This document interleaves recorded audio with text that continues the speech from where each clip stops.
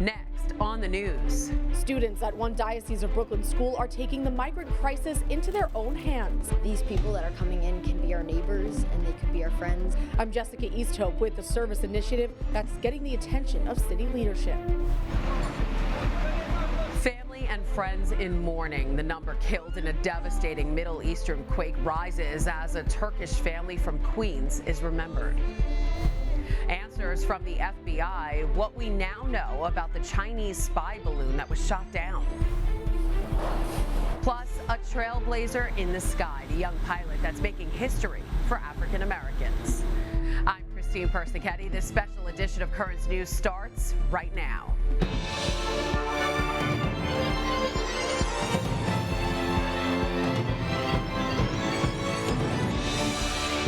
What happens to immigrants when shelters are full? The big questions from the smallest souls. The answer isn't that easy, but these students are taking the migrant crisis into their own hands, helping those who need it most. That's what the Diversity, Inclusion, and Social Justice Club at St. Xavier Catholic Academy is doing. They're lending a hand to struggling soup kitchens and food pantries that are trying to keep up with a constant flow of hungry migrant families. As Jessica Easthope shows us, these students are working hard, and it's getting the attention of city leadership. These students are navigating a sea of brown paper bags. They're packed with snacks, water, and juice. Granola bars, some fruit snacks. And soon they'll be in the hands of a newly arrived migrant child. These people that are coming in can be our neighbors and they could be our friends, and it's really important to welcome them with open arms. The students are members of St. Xavier Catholic Academy's Diversity, Inclusion, and Social Justice Club. These bags are their latest service initiative. They asked students and their families to donate non-perishable food to pack and give to CHIPS, a soup kitchen and food pantry in Park Slope. We want it to be like the whole school is like putting an effort into making these people's lives easier. More than 42,000 migrants have settled in New York City since August. The amount of people CHIPS feeds every day has doubled. It can't keep up with the need. And the students are putting themselves in the migrants' shoes. Those people have struggled a lot for long journeys and just getting to the point where they are, so it feels good to be giving back. And now their service is getting the attention of city leadership.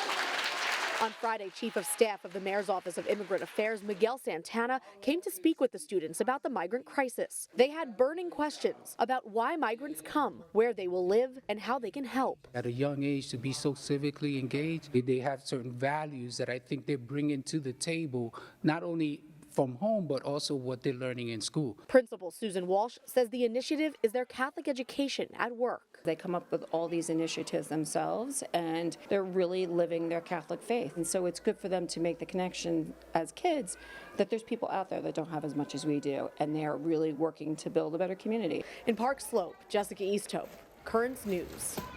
And you too can help the people at CHIPS. Just visit chipsonline.org and click on donate. Also tonight, Turkey and Syria in a state of destruction. I'm speechless, to be honest. I'm in a dream, very bad dream. Entire neighborhoods in ruins as help pours in on the ground and around the world. Right now on Currents News, the state of Turkey and Syria. The earthquake only lasted for a little over a minute on Monday morning, but the damage from that deadly quake and the following aftershocks have left a ripple effect across Turkey and Syria. The death toll is now totaling in the tens of thousands. Hundreds are digging through rubble in the hopes of finding loved ones still missing. And help is arriving both on the ground and from the international community. Endless lines on the road to Iskenderun, a devastated city's cry for help, answered by a nation in shock, united in pain. These men drove more than 8 hours carrying diapers, water, and bread, whatever they can do to help strangers who need all they can get. Destruction in every corner of the city, no building spared Mother Nature's wrath. In seconds, lives shattered, livelihoods destroyed, a city and its people left broken. No professional rescuers here, just volunteers drawing floor plans for their search in the dirt. Even happy endings here are overshadowed by the collective grief. Barak flew back from his home in London to find his sister and other relatives. It's a miracle they made it out. They were buried under the rubble for 15 hours. I'm speechless, to be honest. I'm in a dream, very bad dream. Then I'm hearing, so many of our friends dying here. So many of relatives are dying. My feelings are all collapsed. I'm only breathing at the moment. Around the corner, Suhail is overseeing the search mission here. For days, he's desperately trying to get his parents out. Our government helps, but it's not enough, obviously. So we are trying to get our people by our own, and we need you. We need everyone who can come and help us. Suhail says he saw his mother's leg under the rubble.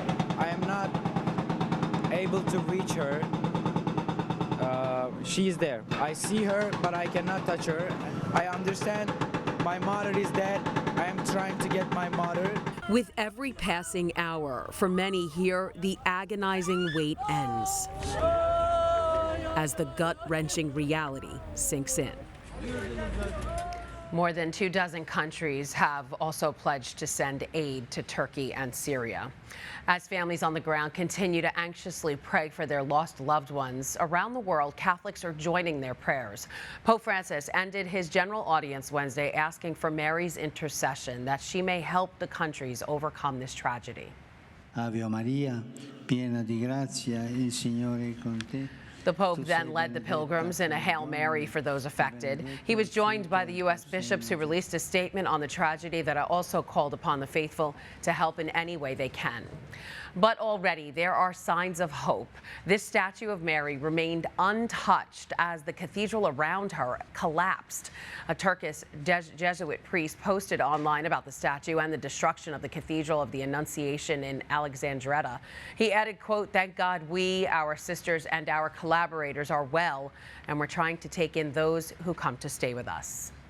In the Diocese of Brooklyn, a Catholic church is remembering a Queens family that was killed in the quake. Oramos en esa Santa Eucaristía. At a mass at Our Lady of Sorrows Church in Corona, prayers were offered for the souls of Barak Farik along with his wife and 2 young sons. The family was on the top floor of a 5-story building when the earthquake struck. They had been in Turkey for the past month visiting family. Catholics in Brooklyn are also working hard to help the efforts in Turkey and Syria. Bishop Gregory Mansour of the Eparchy of St. Maron Church in Brooklyn is setting up a fundraiser for those affected by the devastation. If you want to donate to Bishop Mansour's fundraiser, just go to stmaron.org/donate. Over to Washington now, where the Pentagon believes that Beijing was monitoring communications within the U.S. with that spy balloon that was shot down. As Mike Valerio tells us, as the balloon continues to be analyzed, the State Department is figuring out the next course of action against China. As the FBI analyzes debris from the suspected Chinese spy balloon for the first time, U.S. officials are releasing new information about what exactly they say it was capable of. You guys have to help me understand why this baby wasn't taken out long before.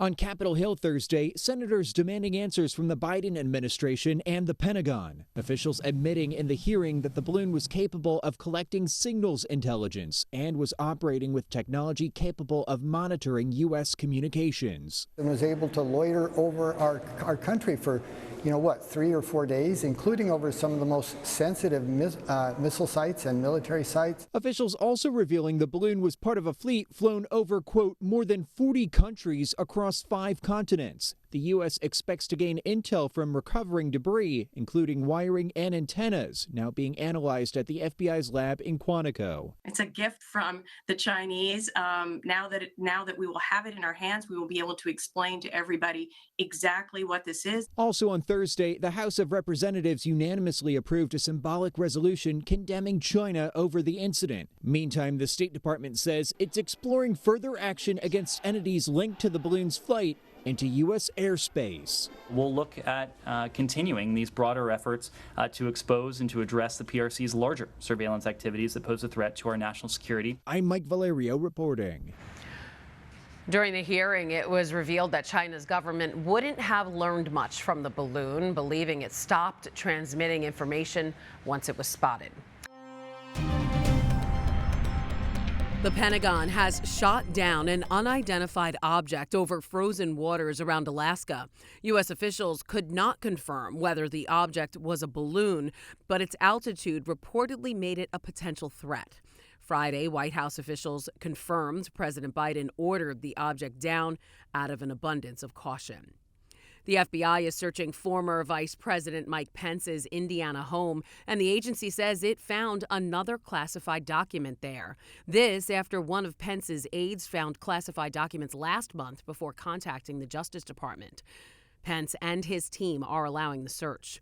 All of this is also taking place as the DOJ subpoenaed the former VP. The subpoena is related to the role former President Donald Trump played in an effort to change the 2020 election results, which triggered the January 6th Capitol attack. There's a lot more news headed your way. He's reaching new heights for African Americans in New Mexico. This 17-year-old pilot also becoming a pioneer. Want the secret to a happy life? Harvard researchers have been trying to find it for decades, and they have answers. If they build it, they will win. The young Catholic school robotics teams that are on their way to the championships. Move over, Tom Cruise. New Mexico has the new Top Gun. A teenager is making history by becoming the youngest African-American pilot in his state. And as Andy Madison shows us, he's only going up from here.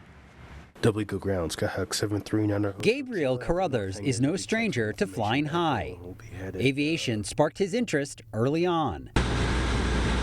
My father had a family friend who had an airplane that he used to fly with, so he thought it'd be interesting to take me and my brother up for a flight when we were 5 and 6 years old. At age 14, he designed and built his first flight simulator. A home-built computer, so I had to do research on what went into a computer and then what all parts and components I needed to make sure it worked, and then learning all the intricate pieces of it, the programming of it, and the simulator itself was another thing. And boy, did it pay off.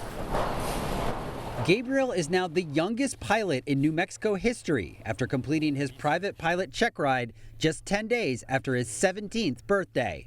I wasn't really thinking about making history. I was just thinking about flying and doing what I like to do every day. But then it's days like this that really makes me feel it and reflect back on it. Since then, he's been soaring to heights far and beyond. It's a feeling of freedom and joy. Paving the way for those behind him.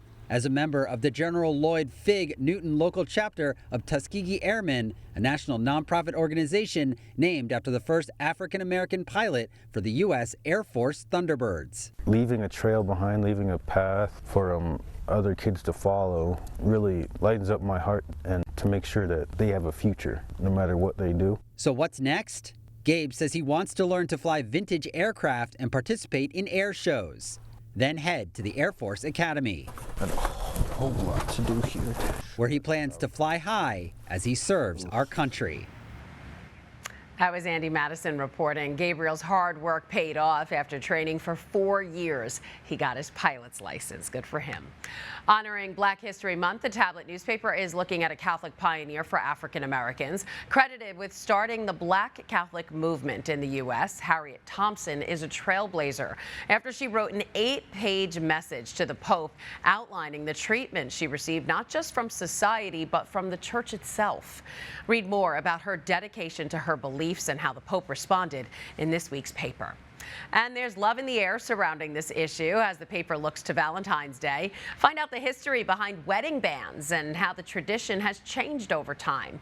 You can also learn the secret to a long and happy marriage from the longest married couples in the Diocese of Brooklyn. And don't forget, you too can join the Tablet community by supporting the paper's mission through the membership program.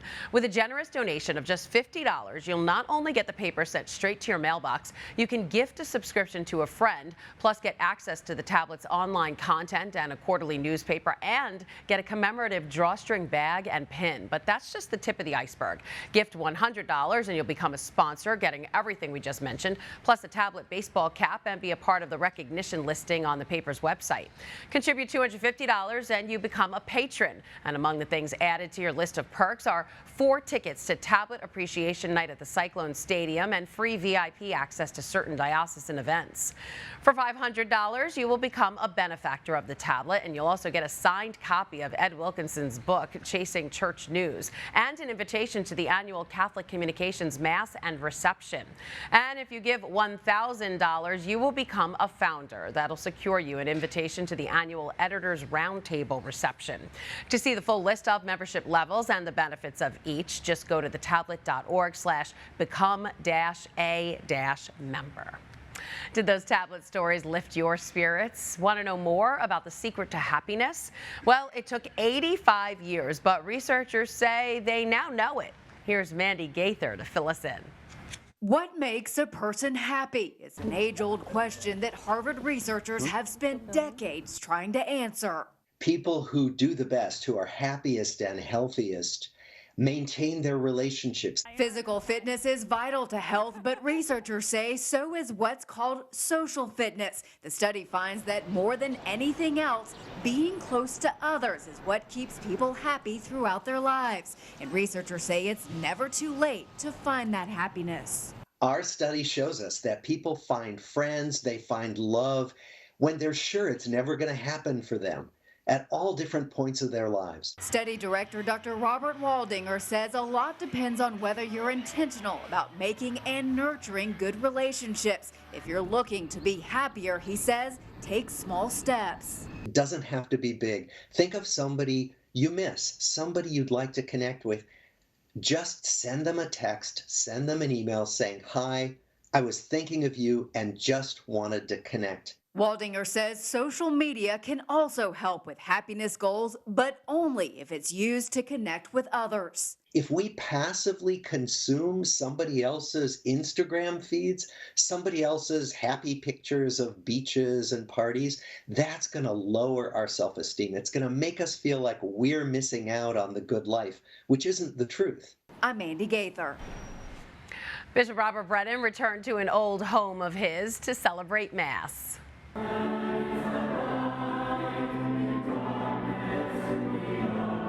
He spent time with students at St. John's University, which he graduated from in 1984 with a Bachelor of Science degree in mathematics. The bishop told them that his alma mater was a major part of his life and development, and on top of that, expressed sincere gratitude to be welcomed back. While delivering his homily, the bishop went out of his way to emphasize that he's there to help the student body.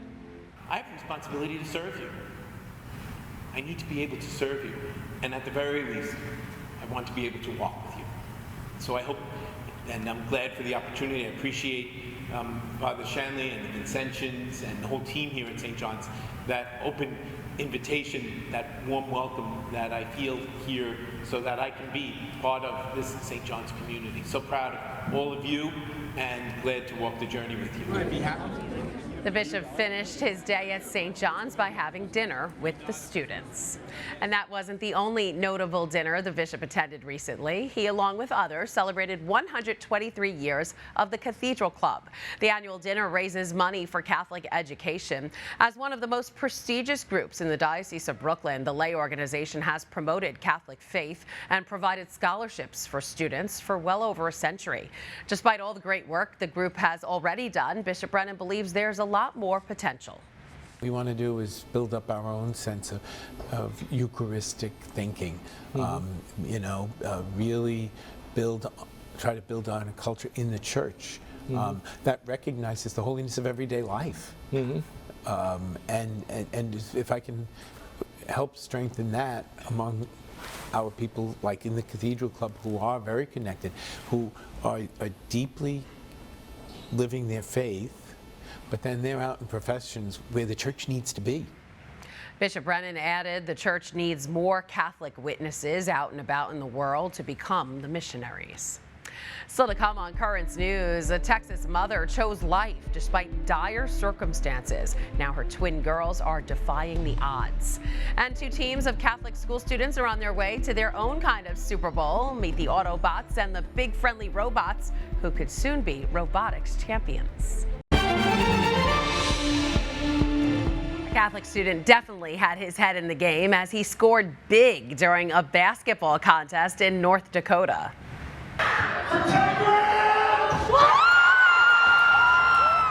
Wow, 7th grader J.J. Franks scored a layup, free throw, three-point shot, and a half-court shot at a Bishop Ryan Catholic School game.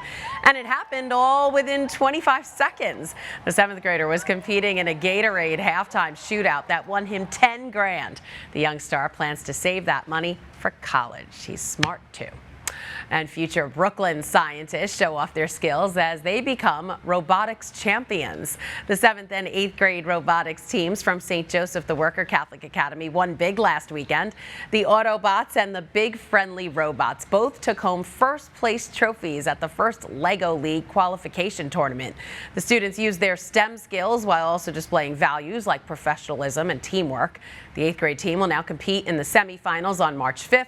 While the 7th grade team will head to the New York City Championship on March 12th, and we wish them good luck. While those brainiacs are winning big, another set of Catholic students are showing they have big hearts. This group from Good Shepherd Catholic Academy is doing what they can for the St. Vincent de Paul Society. They're packing hats, scarves, gloves, and socks that will go to low-income families. They're hoping to inspire other students to live out the corporal works of mercy. A mother's defiance. She was told to terminate her pregnancy after doctors said her baby girls weren't going to survive. But as Andy Madison reports, the family put their faith in God, and the twin girls are defying the odds. Deletzi and Delesa are connected by the heart and liver. The family was told by doctors that the babies wouldn't survive the pregnancy and termination was the best option. But their mother, Norma, said no. We said we would leave it in God's hands and continue the pregnancy because no one ever knows what could happen after. And here are my babies. We decided not to end the pregnancy because how are we going to end our own babies' lives? They defied the odds and are here today at 5 months old. But it hasn't been a smooth road.